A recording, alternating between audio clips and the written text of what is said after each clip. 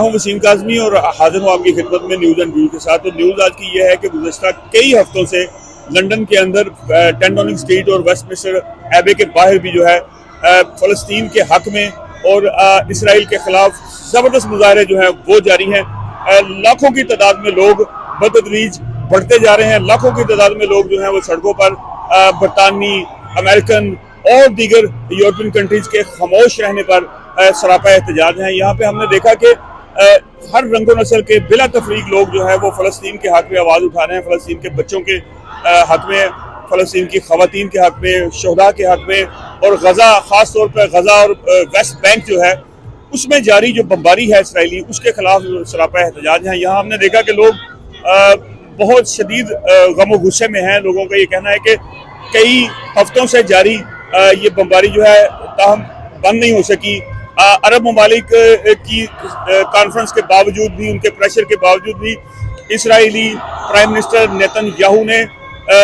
बबांगे दोहल ये अपनी press conference में कह दिया कि हम जो है इस वार को, इस जंग को अंजाम तक पहुंचाएंगे। जो सीज फायर हुआ वो वक्ती था, लेकिन उसमें भी बिल्कुल एक लिमिटेड, बिल्कुल एक महदूद एक्सेस जो है वो गजा में दी गई, जिससे जो है वो इंसानी हकूक़ की जो तंजीमें हैं वो भी बड़े तज़ब्ज़ुब का शिकार हैं, बड़ी बेचैनी का शिकार हैं कि वहाँ मेडिसन, अद्वियात, खुराक और दीगर इमदादी सामान जो है उसकी तरसील के लिए बहुत ज़्यादा दुश्वारियाँ हैं। रेड क्रॉस को ख़ास तौर पर चाहिए कि वो इसराइली हुकूमत से ये ज़रूर एक्सेस करे, उनसे मुतालबा करे कि कम अज़ कम गज़ा और वेस्ट बैंक के अंदर और दीगर इलाकों में जहाँ बेपनाह तबाही जो है वो दिखाई दे रही है वहाँ पर एक्सेस दी जाए। बच्चों, ख़वातीन और जो लोग ख़ास तौर पर बिल्कुल भी वनरेबल लोग हैं उनकी मदद के लिए वहाँ पे जाया जाए। और यहाँ लंदन में जो है इस वक्त भी गुज़श्ता कई हफ्तों से ये एहतजाज जारी है और आज जो है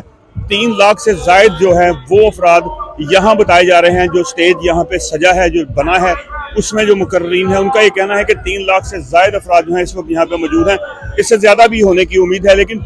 हमने ये खूबसूरत चीज़ जो है, अच्छी चीज़ जो है वो ये देखी कि इस एहतजाज के अंदर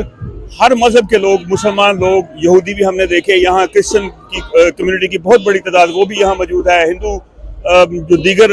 मज़ाहब से लोग तल्लुक़ रखते हैं, बुद्धिस्ट भी हमने यहाँ देखे। लोग बिल्कुल इस बात पर यकता हैं, इस बात पर इत्तफाक के राय के साथ यहाँ एहतजाज में मौजूद हैं कि फ़लस्तीन के अंदर मुसलसल 6 से 7 दहाइयों से जारी और सारी इस तबाहकुन हालात को रोकना चाहिए। और अब वक्त ये है कि दुनिया और अक़वाम आलम को चाहिए कि कोई अमन का एक परमानेंट जो मुआहदा है वो हमास या फ़लस्तीनी हुकूमत और इसराइल के दरमियान ऐसा तय पाए कि जिससे जो है एक हदबंदी, एक जंग बंदी का सूरत हाल जो है वो सामने आ सके। क्योंकि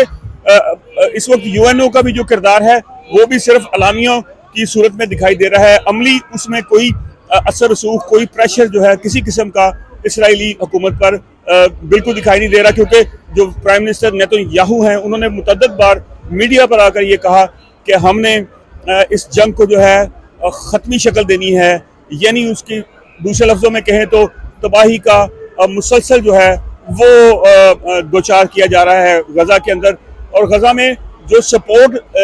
पहुंच रही है अभी तक वो बहुत महदूद अंदाज में पहुंच रही है। बिल्कुल बरतानवी जो यहाँ की लोकल तंजीमें हैं, जो चैरिटीज़ हैं, वो थोड़ा थोड़ा एक्सेस कर रही हैं।